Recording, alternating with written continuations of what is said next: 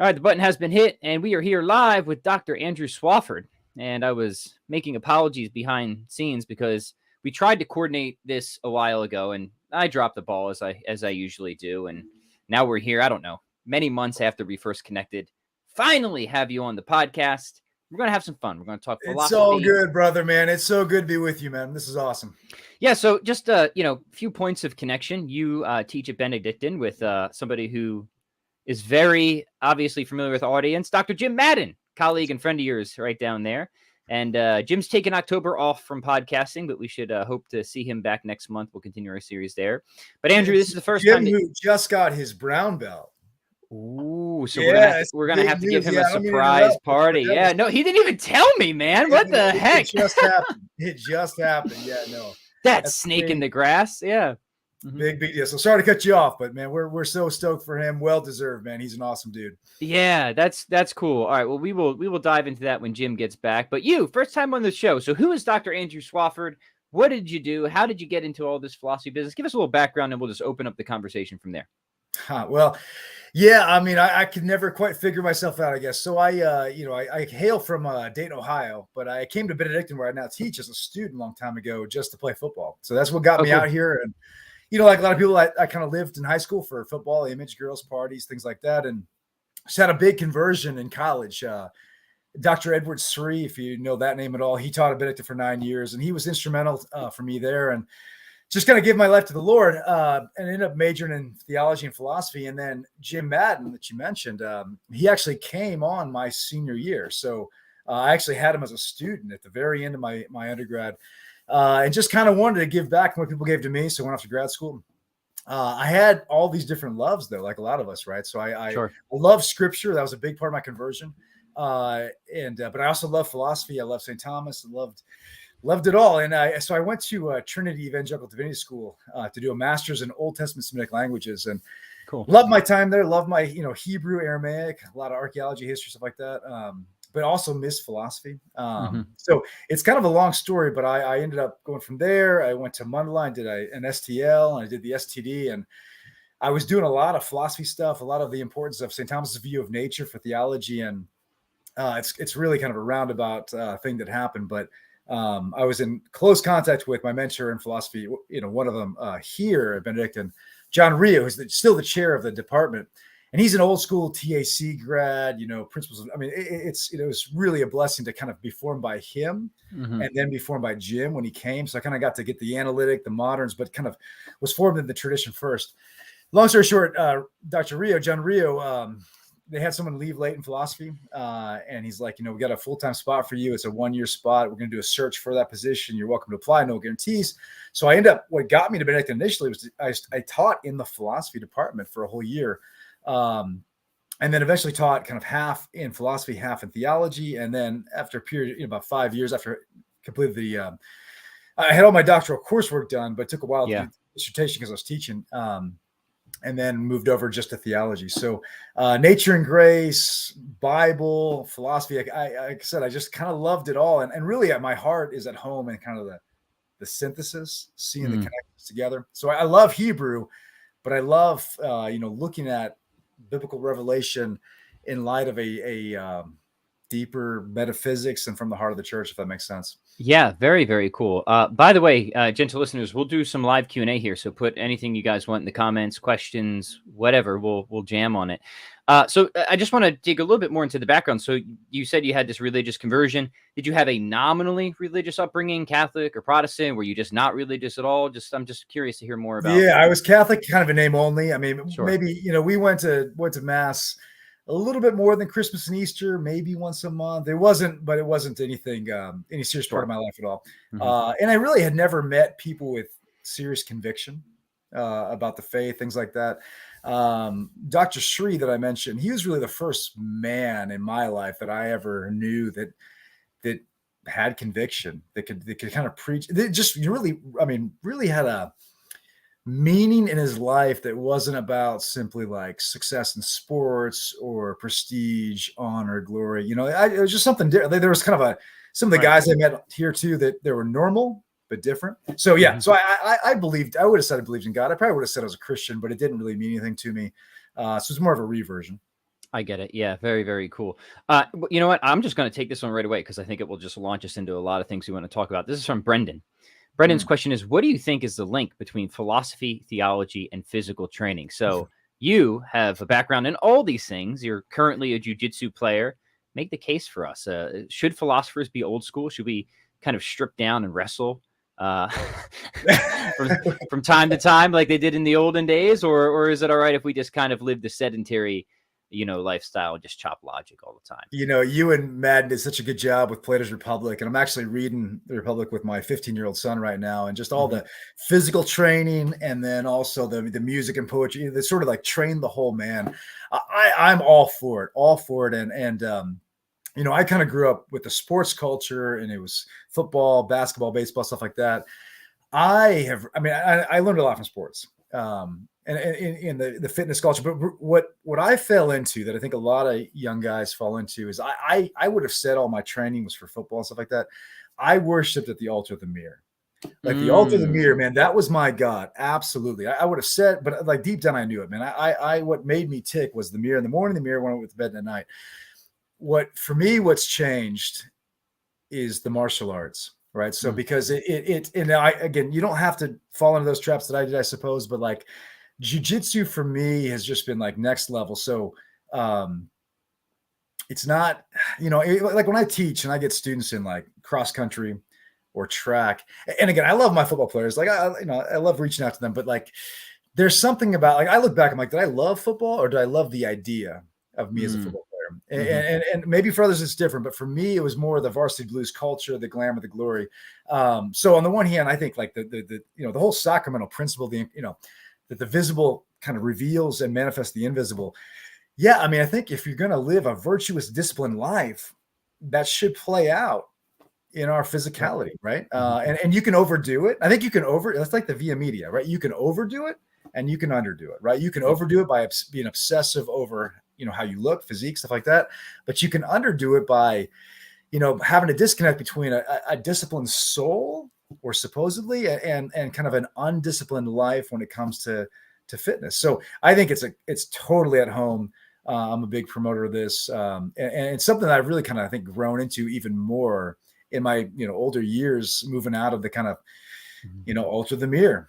Yeah. That What you say really resonates with me because, I think what ultimately matters is that greater perspective or priority. So I got into fitness for similar reasons as you. I was totally secular, so like it was like, what is this going to do for me? What sort of attraction is this going to get me?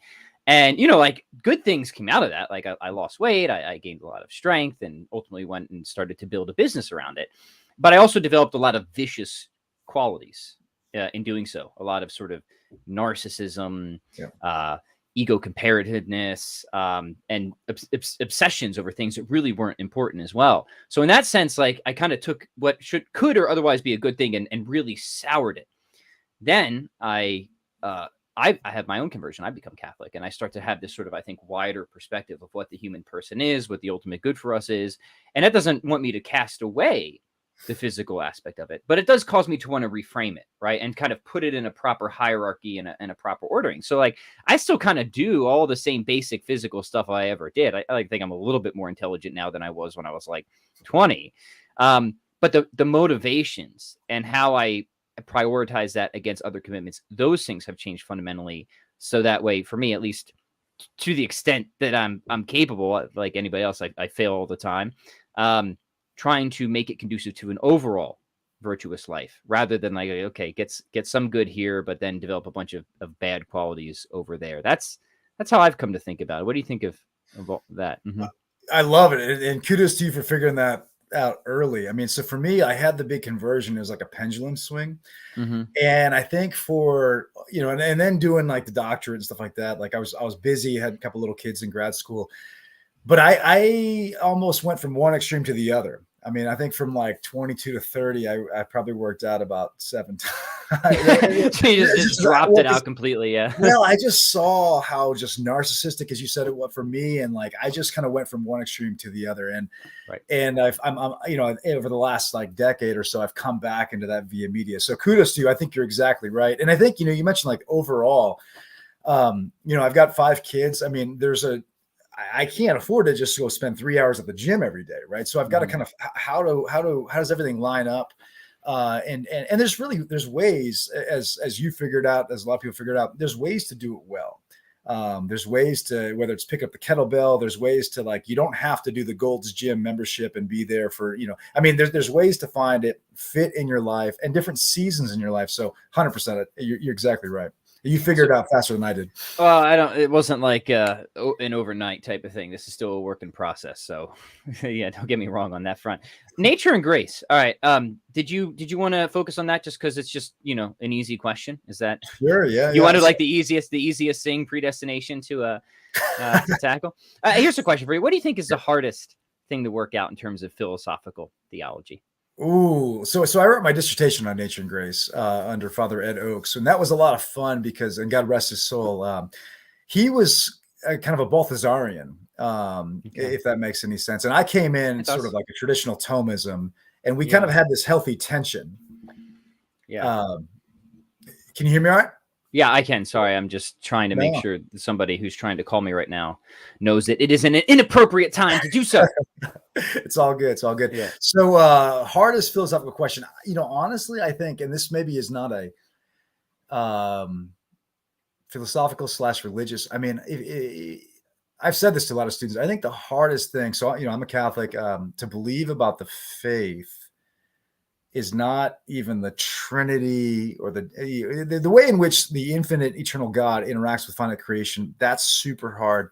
But I think to believe that God loves us, I honestly think is the hardest thing, because you could rub up against the best of metaphysics and where, Aristotle and the like will take you. Mm-hmm. And Jesus and the Gospels. And I think it's, it's, I don't know, there's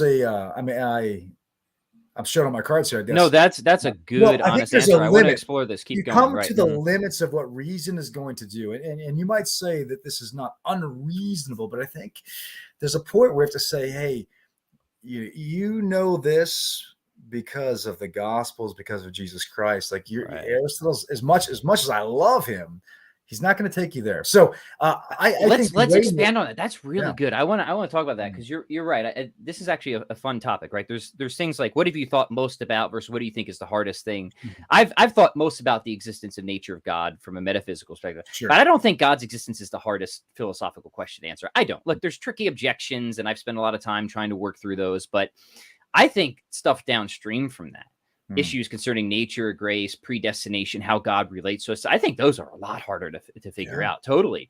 Mm-hmm. And the question of God's love is one that I have thought a lot about. And it is tricky, like you say, because just from a metaphysical perspective, if you've got to kind of the background in place that loving is the willing of the good of the other, and you've got convertibility between goodness and being, you can say in a broad sense that God loves us just by giving us existence, right? But does he love everybody absolutely the same, just from the metaphysical perspective, or to the fullest possible extent, if that even makes sense? I think that's where things get really foggy really quick. Now, maybe you could take like an Aristotelian optimism and think that if you're an Aristotelian optimist and that nature isn't in vain, you have further reasons to think that there's a completion and an afterlife. But to me, it's like we're getting on kind of thin ground at that point, like metaphysics. But I think that's kind of as far as maybe you can go philosophically, that I agree with you. I think we can know that God is all good, that God is loving, and that he does love us. But what exactly are the implications of that? Right.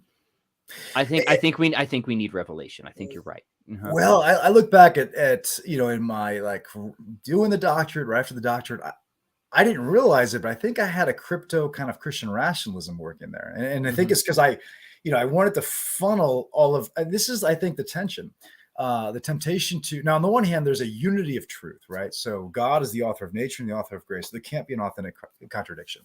And so we want to read Revelation and things revealed to us with this robust sense of reason. Mm-hmm. But I think there is a tension and a temptation that earlier in my life, I would have funneled Revelation through that kind of rationalist. I wouldn't have called it rationalistic, but through the kind of airtight rational convictions I thought I had. Mm-hmm. And I wasn't willing to allow those to bend in any way, shape, or form. Now, there's something true about what I just said, but I think what I've come to see is, even a word like, as a Catholic, like transubstantiation, like what would Aristotle ever make of that? Right. I mean, this is like turning Or Aristotle on his head. subsisting relations. Yeah, right. Were you? Totally. Right. And so I think there is, as a believer, we're going to talk about real authentic faith, faith is not irrational, but it is supra rational. And so are we willing to allow the best of metaphysics to at some point bend its knee to revelation? Sure. And I wasn't willing to do that earlier in my life. And I've come to see that, that's really what it doesn't mean that, even Aquinas in his life, all I've written is but straw. It doesn't mean it's bad, but it does mean, as great as it is, it's a sign pointing to the real thing, but the real thing is infinitely greater than what I've radically transcendent, right? Yeah. And I hope that's the case, because I think like philosophy is like pretty weak in a lot of respects. I think there's a lot of really hard philosophical questions that there aren't many good answers to, but that revelation offers some very cool promises, right? Yeah, and even you mentioned the afterlife. I mean, I think, even that. I mean, I think that's a lot. I mean, unless you go full Platonic, I suppose. But if you're going to take hylomorphism seriously, that I mean, you can defeat materialism and naturalism, perhaps, but that's still a long way from individual subsistent souls like that. I think in my, a couple, 10, 15 years ago, I wasn't seeing that as clearly, but I do think there's a real, I guess I have more room in my thought now for faith. Supernatural faith is filling in these gaps, and the Lord's revelation to us, even in the Old Testament. I mean, the afterlife is not really abundantly clear, right? Until the New Testament. I mean, yeah, there's passages in the Old, there's Daniel 12 and other places, but even that is something that is slowly, gradually, unveiled in a fuller way. And I think the same thing is true analogously, philosophically, that, yeah, we can maybe get close enough to say it's not crazy, but to say that I know, and I've got this conviction and this confidence, I think that's from faith. So there's going to be a number of people here that, will probably grant a lot of the metaphysics that I think we would be on board with, but maybe they're not sold on the revelation bit. What's the upshot for you? Like, why go that extra little mile or distance? How do you think metaphysics points to, converges upon, confirms to whatever significant extent, even if it does not prove? And I'm with you. I don't think you can like prove the gospel from metaphysics. Right. That seems preposterous to me. Right. Certainly I want to say they're consistent minimally. Right. But yeah, I'd be curious your case for going from the rational to the above reason, rather, as you put it. Well, and I don't know if I'm answering your question directly, but I think just on the who cares? This is fun. I think you're answering it, well, I mean, like, so Ralph McInerney once said that it's sort of a kind of paradox that often the best of natural theology is done within the context of faith, right? So I think that just as a historical, psychological, sociological, not that it can't be done, right? There's the Mortimer Adlers of the world and things like that. But I think the basic... Yeah, but even Adler is interesting, because how much was his really... I mean, I know he wrote like How to Think About God and whatever, when he was agnostic, but he was still brought up in a hugely Christianized paradigm, and he admits that in his work. Actually, he does. Totally. So I get your point. So the way I think I would approach this is the way I think about apologetics and what it can do. And as I'll share to my students, like, don't oversell and don't undersell it. So it can remove obstacles, which is the consistency that you're talking about, and it can provide motives for credibility, but it can't force the hand. There's a line, I guess maybe another track. I think this is the same point, though. In Augustine's Confessions, I just was reading this to some students, and it really struck us as a group, where he says this is when he's met Ambrose. Ambrose has kind of helped remove the obstacles of Manichaeism, as importantly helped Augustine learn to read the Old Testament spiritually. And Augustine says this was a huge thing for him. And he says the Catholic faith at that point for him was unbeaten, but not yet victorious. It was unbeaten, but not yet victorious. And what I see in that is the obstacles were removed. There's reasons to believe, but that itself doesn't force the hand. It doesn't make a non-believer into a believer overnight. And again, this is where I've just increasingly opened to the mystery of conversion. I'm all over the place, but Dale Allison, you know that name at all? Dale I do. Allison, Yeah. Yep. big time Bible Well-respected scholar, scholar. Yeah. totally just wrote this. Like, I mean, I love this book. It's on religious experience in a secular age, and it's like this bombshell because it's like this is not what you expect Dale Allison to be writing about. And he just admits he's like nobody wants to admit religious experience. They're embarrassed by it. They don't want to talk about it. He's like, whether it's a scientific community or pastors and theologians, they don't. And it's that crypto rationalism. And I think, we can do a lot, but I think we have to. There's a modesty that I think I have now that I didn't have in my younger years because I want to prove everything, right? So, so what can we do with the gospel? I think the figure of Jesus.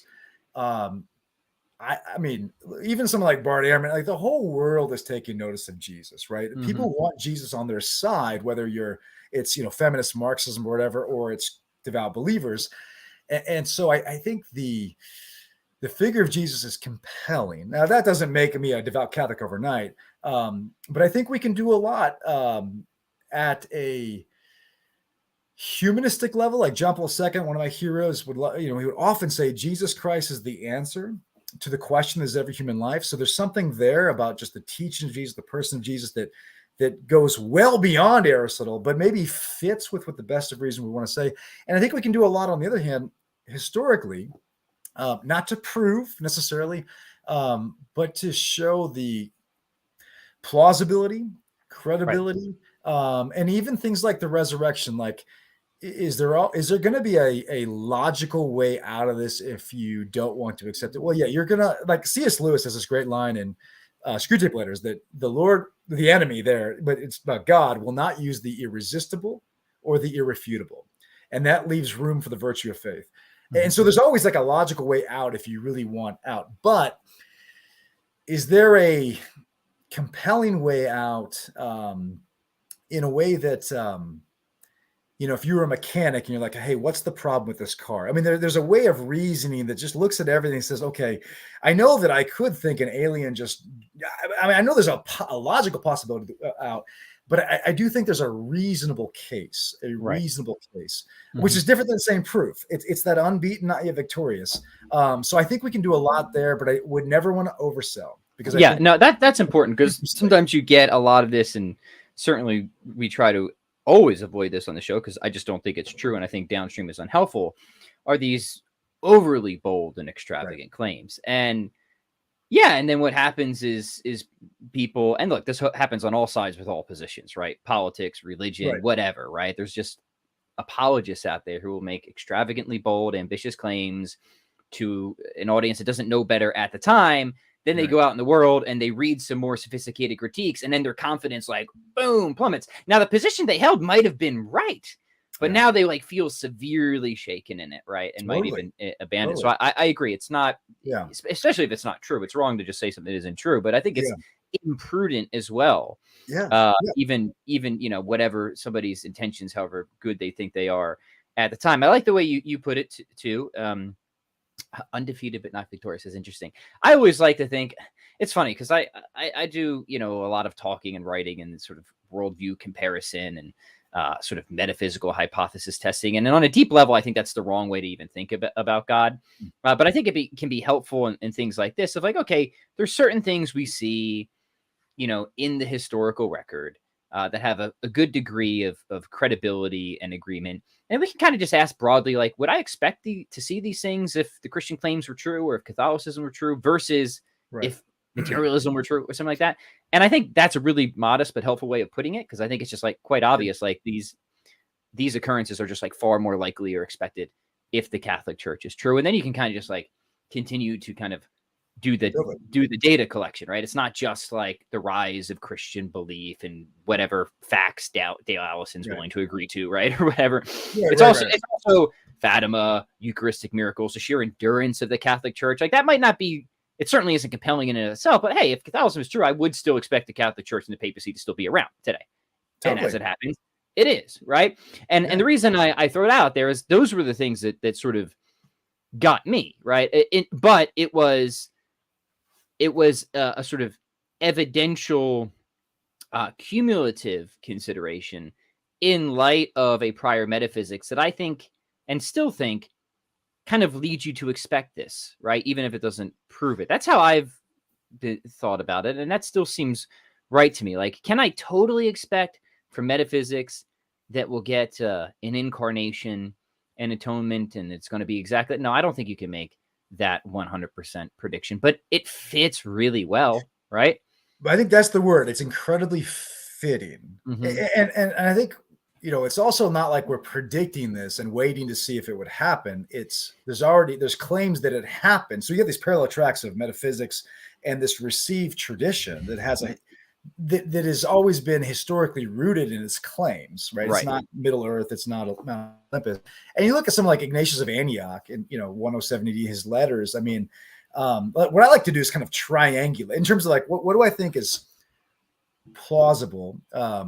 What's going on in the from the Old Testament, the Jewish culture leading up, behind the backgrounds to the New Testament, and then what's happening from the earliest church fathers and kind of squeezing this. Well, this was N.T. Wright's argument too, is the real Jesus has to be the bridge from the Judaism he came out of to the Christianity he gave rise to. And then you start to say, okay, what can make sense of this whole? And then things like, the hippie Jesus actually doesn't really make sense. Like the Jesus says, love people. It's like, well, I mean, you must think the Jews are terrible people if you think they put them to death for that. Right. I mean, that's just rank anti-Semitism. Something more has to be going on for him to have been put to death. And then, so, I mean, we could go upstream a lot on this, but, and I just think most of the convictions we hold dear, did we not? To me, we get to them by a cumulative case, even when you can make this airtight metaphysics thing. I don't know. It just seems like Newman's right. It just seems like the most, when you ask me, like, why do I love my wife? Why do I believe my wife will be faithful to me? I mean, I don't know in the sense of 2 + 2 is 4, but I've got a lot of reasons. And, frankly, I couldn't fully articulate all of them in any way, shape, or form. But they're not irrational. They're not non-rational. They are reasonable and rational. In fact, it would be unreasonable for me to suspect otherwise, right? Based on all my experience with my wife at this point. Yeah, a lot of these, I'd be curious if you have thoughts on this. I was talking with a friend about this the other day, of sometimes these debates, religion or not, or this religion versus that, or theism or naturalism. Talk about what is rational to believe, and then they'll kind of marshal what they think are arguments and evidence. That happens a lot. There's a lot of that. But what there isn't a lot of is a deep account of what rationality is preceding that, right? What actually is this criteria that we're supposed to be, using to see, whether the arguments and evidence favor that. I don't see that discussed a lot. I've got thoughts on that myself, but I sometimes, and to me, when I think you think about what it would mean to be rational in something, the best accounts I've seen, at least in relation to belief in God, maybe religion, I don't even know how relevant these evidential cumulative cases are. So I'm kind of like at odds with myself a lot of times. In one sense, I like to play these evidential games. I like the worldview comparison. I think theism and Catholicism fares very well in that. But on the other hand, I also sort of think that that's sort of a misguided way to even think about belief in God and religious faith. But this is me yapping. You're the guest. I want to get your thoughts on. No, well, I mean, I was going to ask you. I think, I mean, I just, there's a podcast I was listening to the other day, and the question of free will came up, and it was kind of like addiction, stuff like that, and the guest kind of made this comment that, well, I mean, you can deny free will at the academic level in the ivory tower, but those same professors will at some point want to test their students and give them grades based on how well they did. And so it's like, can you really live that way? And I think that there's something to that. I was going to ask you, what do you think of Thomas Kuhn? I mean, Structure of Scientific Revolutions. I mean, the whole paradigm. I mean, I mean, I think in some ways it explains a lot. Yeah, but I'll let you answer that. Well, before I go to that, I'll just expand on where I was going with it. I mean, and free will is a good example. So say you think like Plantinga's account of epistemology is correct, right? And we just have this sort of basic belief that we're libertarian free. I actually don't remember if Plantinga puts that as a basic belief. I would imagine he does put that as a basic It belief, sounds right? right. I don't know for sure. Yeah. Or if you want to get rid of that, put the external world, right? We just form this basic belief in the external world. Well, you don't need like evidence for that to be rational and believing it if Plantinga's thing is right. And in fact, it seems preposterous to even play any sort of evidential game for it. But I think we would even want to go further. I think we would even want to say that say I'm back and I'm that philosophy 101 student, right? And I have that terrible experience where my first philosophy class is all these like Cartesian demon scenarios, right? Foisted on me by those. But like, instead of like, being most of the kids who think, oh, this is crazy, right? I'm like deeply haunted by it, right? But there's something about the kids that think, oh, this is crazy, where we don't think that they're irrational, even if they can't respond to the arguments, right? In fact, we think they're perfectly rational to go on continuing to believe that there is really, that they're not in a Cartesian demon scenario, even if like they're completely baffled by these skeptical arguments, right? Now, if belief in God, and now Plantinga extends it to the gospel, I don't know if I go as far as him, is on that level, then there's gonna be how you would evaluate whether belief in God is rational or whether atheism is rational is now kind of very different in the way a lot of modern philosophers of religion go about it, if that makes sense. It makes total sense. And it could turn out that atheism is a sort of doxastic perversity, and it could be irrational. Now that gets people up in arms, and I'm not saying there's no scenarios where you could be faced with such defeaters that non-belief could be irrational. But my general point is, if we're going to have conversation about what is rational versus irrational, we need to first have a conversation about what it means to be rational in the first place, right? And I 100% agree. And I mean, one of the documents that really marked I was in graduate school when the Regensburg Address came out in September of 2006, and that was so impressionable for me from then Pope Benedict, Emeritus Pope. My colleague Matt Ramage, that you've had on here before, he wrote a book called The Risk of Faith, and I think, and so again, like I totally get someone outside the fold to be like, okay, this is you're stacking the deck, but I think Kuhn's paradigm thing is that, he's looking at the history of physics and chemistry, but that we typically think within a paradigm, and there's a rationality that works within that paradigm. And what happens is it's hard to compare one paradigm to another, and we just yell at each other. And that's our society right now. And that's where McIntyre comes in. That's where McIntyre comes in. And every paradigm's got anomalies and difficulties, but the strength of the paradigm is its ability to explain the whole. To kind of give a nod to Ramage, I think, okay, to really see the rationality of faith, perhaps there's something where you have to actually live it. Not just think about it, but actually live the way, live the life, not just think about it as an idea. And I think at a human existential level, there's something to that. When I have a student who comes to me and says, I'm struggling with my faith, I mean, I'll ask him a few questions. I'll be like, when was the last time you went outside at night and looked up at the stars and rekindled that awe and wonder you had as a child? And then two, when you're around people who don't believe, we all just kind of take on the colors and hues around us, and just kind of, we just have a temptation to assimilate to what's around us. And what if, I said to a student not too long ago, it just said in high school, no one believed, I wasn't around anybody. I had a faith before that. I'm like, well, I mean, have you been around people who believe? And what if you acted like you believed for 2-3 months, like practice the faith? To what extent, I mean, and again, this is kind of just a hypothesis, but I do think that phrase, are you practicing the faith? Well, if you're not practicing it, you'll lose it. I mean, Lewis has a line in Mere Christianity where it's like, neither this belief nor any other will remain alive unless it's fed. So like, what are we thinking about? What are we practicing? And our practices embody ideas and convictions. And I think we're naive to think that the faith will stay alive and not just erode and die if we just are not doing anything and even not thinking about it in any way other than like an intellectual experiment. So yes.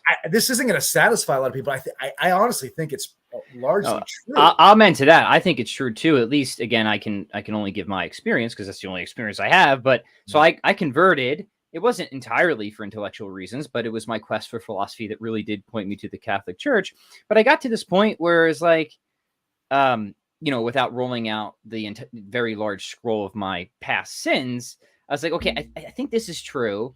And there's all these moral teachings. I'm quite inconsistent, right, with this. They seem to make sense to me, right? It does seem to be consistent and to follow from, previous things that I worked out, but I didn't really fully get it, I think, Andrew, like you're saying, until I decided to make the commitment and live it out, live my life as best as I could by God's grace, according to the actual teachings of the Catholic faith, including especially in my family and my wife. And like I have now 5 kids. Right. And then that embodiment of it didn't even take that long, right? But really enough, then I look back and I'm like, I understand. Like, I thought I got it before, but now I look back, I feel like, oh, I didn't really get it before. And that's sort of like Plato's and Aristotle's cheeky argument about the virtuous life, kind of like, if you have to ask why this is good, it's because you haven't got there, you type of thing. Yeah, right? That's not like a great thing to say to people, but like in my own experience, like, what you say is true. The embodiment and living out of it gives you a sort of familiarity and understanding of it that I don't think it can't be had any other way, is what I'm hearing from you. Mm-hmm. Is that right? That's my experience as well. And the times when and again, I'm all for the intellectual project, but when I've only, been thinking about it as an idea in a weird way, gosh, this sounds scandalous, but I think you can think yourself out of faith or think yourself out of the convictions that you once held. And you say to yourself, I just don't buy the arguments anymore. But I look back at my old self at those times. I'm like, no, you just stopped living the life. Mm-hmm. And so when you stop living the life, the rationality of it, it began to dissipate. It became less real in your mind and your heart. Yeah. Talk to us. That we've talked about what rationality. We didn't come to like a settled account of rationality. I made a suggestion in the direction of Planaga. But I think we should now talk a little bit about how you think about faith. This is obviously for Catholics a very conceptually rich term, right? It's not just a mere sort of intellectual agreement with a proposition, right? Give us a little bit about that, and then maybe we can take some questions from the audience here. Yeah, I mean, when I teach about faith, I usually begin by giving 2 kind of images and 2 analogies, and really to kind of point to kind of at least 2 different aspects of it. One, the stars at night. Looking up at night. At night, you can see further into the vast cosmos, but it's not as clear. During the day is like reason, where you can see much clearer, but not as deep, not as far. So, but even during the day, the stars are still up there, right? So there's a sense in which faith reveals truths to me. There's an intellectual component. And then on the other side, there's a sense of faith that's personal entrustment, which is kind of what we're getting at here. And a lot of people have heard this before of like, if I had a tightrope walker and it was like, or if I was a tightrope walker, do you believe I could walk across the tightrope? Oh, yeah. And then I do it and the crowd's going crazy. Do you believe I could push a wheelbarrow? Oh, yeah, across the tightrope. Yeah. Do you believe I could push a wheelbarrow across the tightrope with somebody? Yeah, do it. Who's ready to get in? And that sense of personal entrustment. And a lot of New Testament scholarship has pointed to this. Pistis, the word you find for faith in the New Testament, especially in Paul. There's a Protestant scholar that wrote this book, Salvation by Allegiance Alone. In other words, they're pointing to the fact that pistis, we say faith, but it really is more robust than kind of just a belief. It's really an allegiance to Christ the King. And when you talk about allegiance, it really crosses the it's beyond just I assent. It's I'm entrusting myself. I'm enlisted, right? I'm enlisted, yeah. And I think that's what we're talking about is if you're going to really test the rationality of faith, you've got to live that life of allegiance and trust yourself to it. And at the end of the day, I don't mean to go fideistic on you, but it's like when you do that, when you go all in, does it existentially make sense to you? And I would not substitute this for the reasons for faith. Well, for Catholics, it's always been both and, right? Both and, yeah.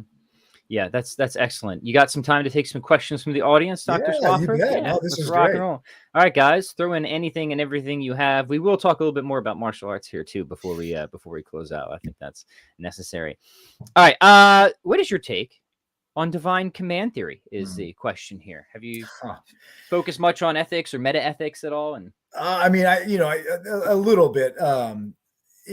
this is another one where, so in my earlier days, Regensburg addressed reason's part of God's nature. God could never command anything contrary to reason. So largely, no, I'm not going to be on board because of the kind of voluntarism and nominalism that's often behind there. But if you even like St. Thomas's treatise on law, there are parts in there where St. Thomas isn't the rationalist that I used to think he was, where he basically says that really what St. Thomas is saying, in effect, is that by God's command, by God's authority, what we know of as the natural law could be quasi-suspended for the moment for him to command certain unique things. And his examples really are Abraham and Isaac. It's Hosea marrying Gomer, the prostitute, and this kind of adultery. It's a line that would make Thomas uncomfortable, but it's from St. Thomas, right? So bottom line, no, largely no, I'm not on board with that. But I do think that when I reflect on where I've been, I just wonder if I was more of a rationalist than a Thomist. And like what divine command theory, I think, does, at least as I understand it in a basic sense, and what even, frankly, what the Muslims often are getting at, and even like the voluntarists and the Christian tradition are getting at, is God is transcendent. God is so other. So don't just box him with your rational categories. There's something about that kind of apophatic God is ineffable that I think we do need to hang on to. But that doesn't mean God is capricious and fickle and that it just we have a sort of radical. I think at least like radically skeptical scenarios. Honestly, if you push it too far, right? And I think it's false. No, I do, but I just wonder if I've been a rationalist in my past, I guess. Sure. So largely no, but let's keep in mind God's transcendence. Right, and that there's different camps of divine command theory, and I've seen some out there arguing that it's quite consistent with the traditional Thomistic way of thinking about it, that moral facts can be grounded in the essences of things and essences and, the nature of God and stuff like that. But even on top of that, I think you still need some sort of divine command theory, because there's clearly just somewhat arbitrary commands that make sense in a wider context, right? Especially in the Old Testament, right? Yeah. No, there is a virtue. There's a virtue for obedience. Yes. Right. Yeah. Totally. So good stuff. Maybe we'll do on philosophy for the people. We'll have somebody who's on that camp here sometime soon. All right. Let's take this question.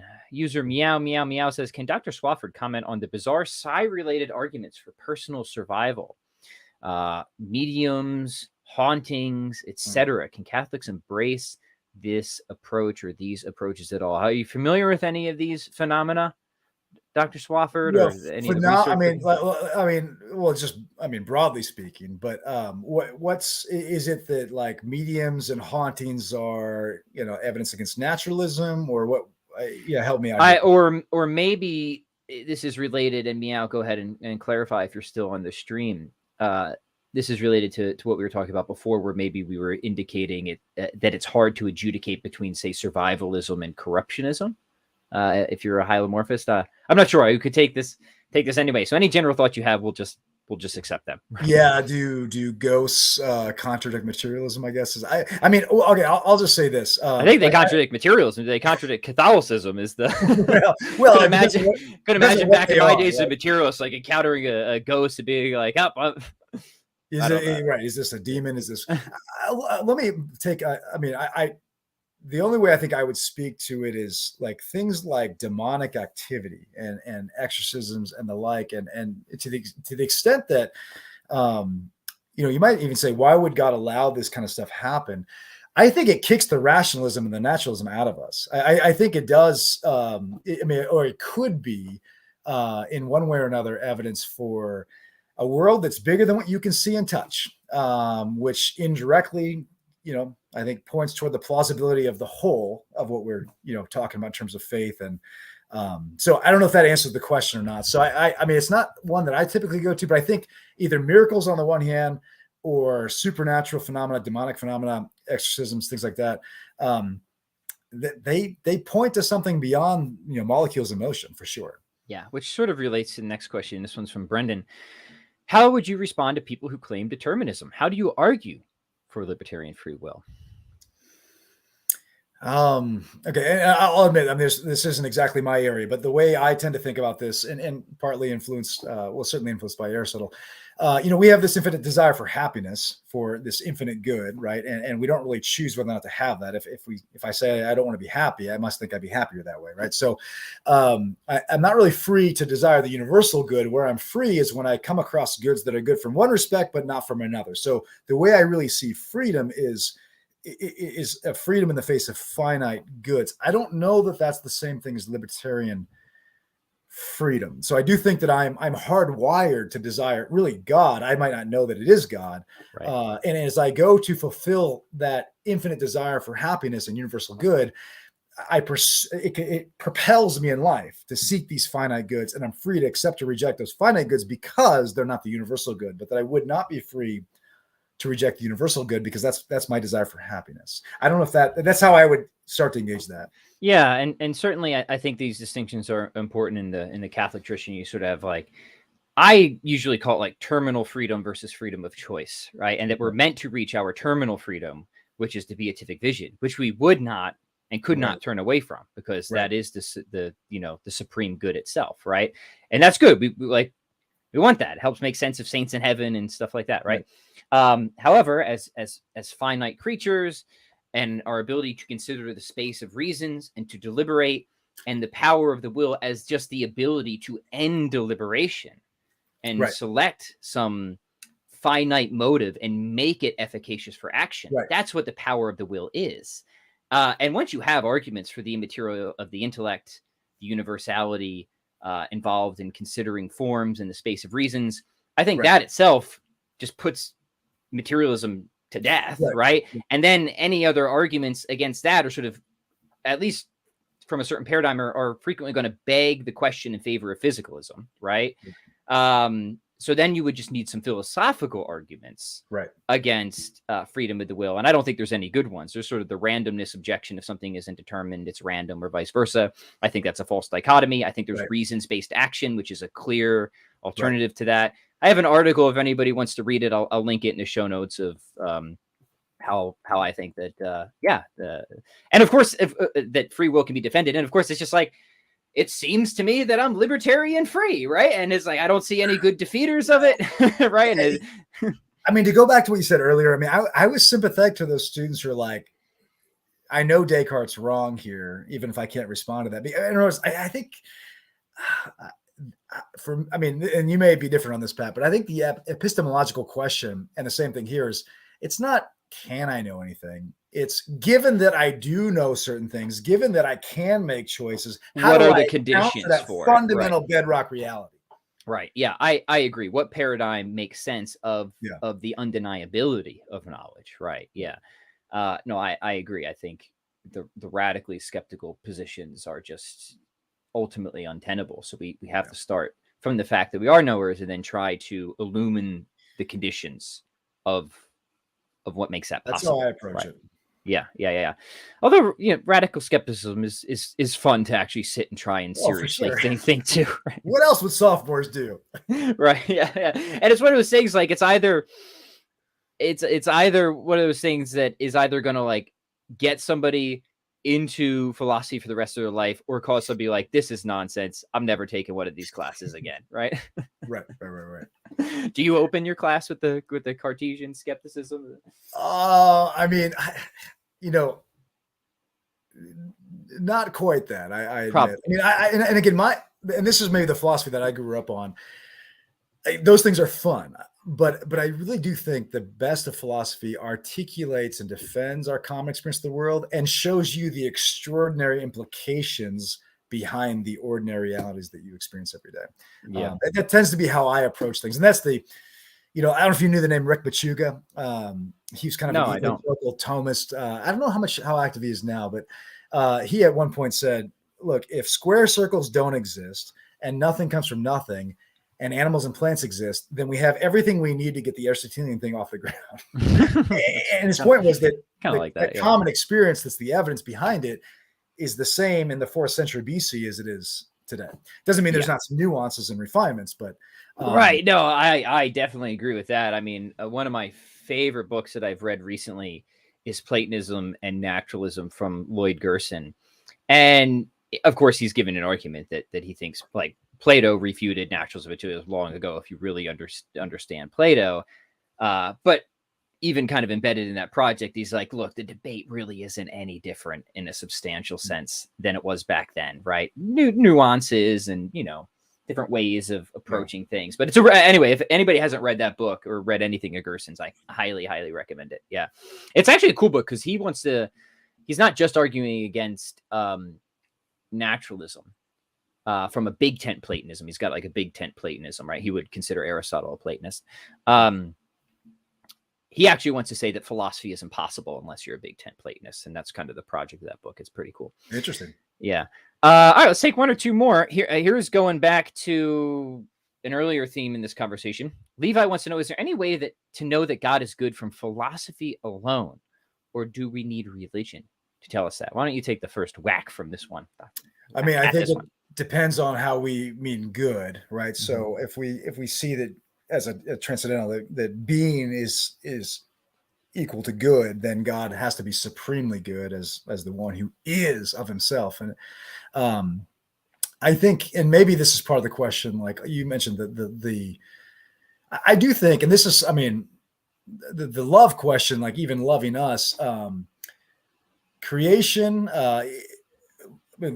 so God had a choice. We know this by faith, but it's reasonable to create or to not create, right? Because if you ask St. Thomas, God wills himself as the infinite good. It's fitting that he manifests his goodness outside himself, but he didn't have to. And so the choice to create, or the choice to create this world and not another one, if you're talking about choice, it's you seem to have intellect and will implied there. And if he chose this, there seems to be some aspect of love and communication of his goodness as a participation in his goodness. So I think there's ways to kind of talk about it, but I think you probably don't mean the same thing as you mean when you talk about God is good for a CCD class with a bunch of 10-year-olds, and you're talking about, how much God loves you. I think that love, when we think about God loving me and knowing me personally, at least in that kind of intimate way, I think that's known by faith alone.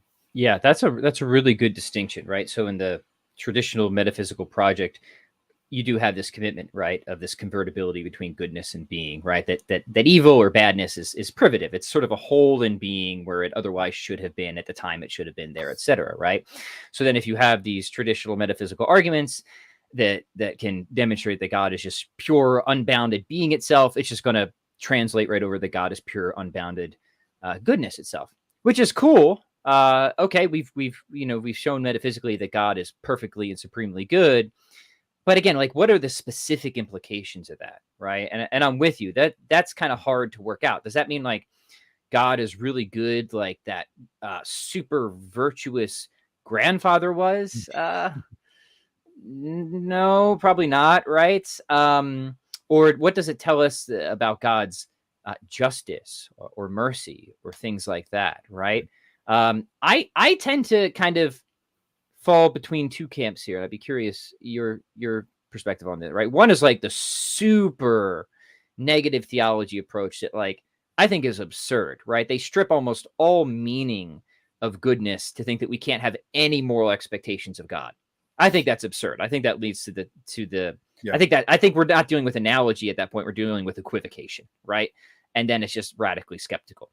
I think we can still have broad moral expectations of God from natural theology, but to get what most of us really want, the things that you talked about, this intimate possibility of friendship and eternal relation with God, that's where we do need revelation. So I kind of fall in somewhere in between there. Fair. I think that's really fair. Yeah. All right. How about we take one more here? We'll switch it up again. Brendan says, how long does it take to not suck at martial arts? I said we would come back to martial arts before the end, so this should do it for us. That's probably a better question for you, because I still suck. I don't believe that for a second. So, yeah, I don't know the answer to this, but because I'm about a year and a half in, but I have fallen head over heels in love with this. I've got 4 of my kids are in it. Everybody except for my 3-year-old, and he's not old enough yet, at least at our gym. I hope to do this as long as I can walk. I really do. So I can tell that I've gotten a ton better, but I'm still in that suck realm. But what I like about it is it follows that craft analogy of virtue, whether it's a foreign language or it's an, any kind of athletic skill that's clumsy and awkward that you practice and you get better at or getting in shape. Like you can feel yourself getting better over time. And it just seems to parallel the life of virtue so well that it's hard, it's clumsy, it's awkward. You practice it, the law internalized, it becomes part of you. You don't have to think about it as much. You're freer. So I don't know how long it takes to not suck, but it is something that, in my experience, I didn't really see any progress till about 3 or 4 months in, and then you start kind of hitting thresholds, and that's really it's a lot like I'm teaching Hebrew right now. It's a lot like language. Like it's like, oh my gosh, what am I doing? What am I doing? Threshold, boom. And then you keep going. And then it's, you're overwhelmed and then you hit a new threshold and you just keep hitting these new thresholds. That is a really great insight. And it's so true. It's something I learned first as within the context of music. Music started for me before martial arts. And I kind of like stumbled upon it. It's like, hey, something feels like really bad and awkward, like a new thing I'm learning, like usually minimally for 1 to 2 weeks. And I don't feel like I ever have like a big breakthrough sometimes, especially if something's really demanding, until like working at something for like 3 months.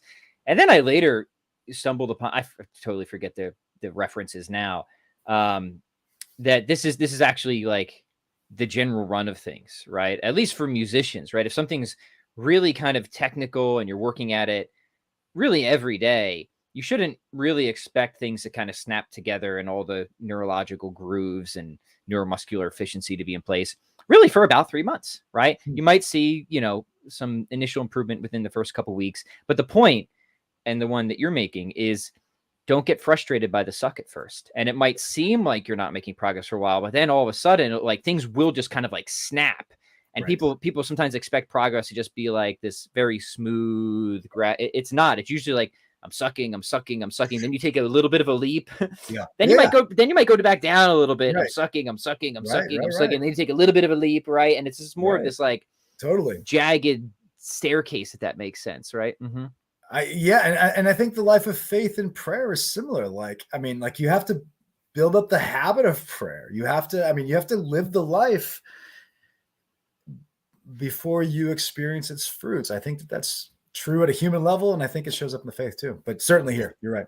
Great way of tying it back in. Dr. Swafford, before we go, I want to make sure we mention your projects. You got books, you got papers, you're working all sorts of cool stuff. So please let people know how they can keep up with you and what books you've got out, what books you've got coming out. Put in all the good stuff. Yeah. So you can follow me on Twitter, Andrew at Andrew_Swafford. My wife and I have a website, theswaffords.com. And we've got all of our stuff. So my wife's got a book. I've got a couple books on there. Just recently from Ascension, a work, it's called What We Believe, The Beauty of the Catholic Faith. I co-wrote with Marcelino D'Ambrosio. He's a patristic scholar, so scholar of the Church Fathers. And we kind of had a good thing come together. And then it's also a video series based on the book with my wife, who's my better half, that we filmed in Rome, kind of went through the book and kind of went to the Pantheon and talked about creation there. Went to like cool places, went to San Clemente, this 12th century church that's built over a 4th century church that's built over remains of a 1st century Roman house, and talked about tradition there. So it kind of, so it's and there's like a workbook that goes with that. So it's a book, video series, and workbook. That's all available at ascensionpress.com. I've got a book called Nature and Grace. I've got a book called John Paul II, Aristotle, I'm Back Again, a book on the Screwtape Letters. Those are available on Amazon. And my wife and I are actually writing a book together that'll be out next May by Ascension, kind of for young adults, and kind of just, how do we go all in with the Lord? So, and then, I got another project that I probably can't quite talk about yet, but so the What We Believe, The Beauty of the Catholic Faith. And it's kind of like what we talked about. It really has the ethos of the way we talked about everything here. It's not polemical. I mean, it's not compromising. It's here's the fullness of what we believe. We believe that being Catholic is being Christian with nothing left out. It's not that our Christian brothers and sisters don't have a lot to teach us. I study with the evangelicals. I love them. But when they convert to the Catholic faith, they often have the experience of not rejecting what they used to believe, but embracing a fuller version of it. So that kind of ethos comes out in the book. But my wife and I speak together sometimes. So I guess that's the rundown, but the Swaffords.com, ascensionpress.com. You'll find some of our stuff there as well. Fantastic. And I will be sure to link it in the comments after this stream ends at my earliest convenience. Sometimes it's like 5 minutes after. So I'll be like, where's the link? Like, give me a minute. I got to eat lunch. All right. But I'll get it there. I promise you. I'll get you those books. Please check out those books. Please follow Dr. Swafford on Twitter. If you want to be on Twitter, right. That's an open question. Yeah, leave that one open. I go back and forth on that I go back and forth the periods of like having it on my phone and like completely banning it from all my computers and everything else. And yeah. Anyways, nobody wants to hear about that. Thank you so much, Dr. Swafford, for being on the show. We'll have to do this again soon. It's been great. It's been awesome, Pat. Thank you for all you do, man.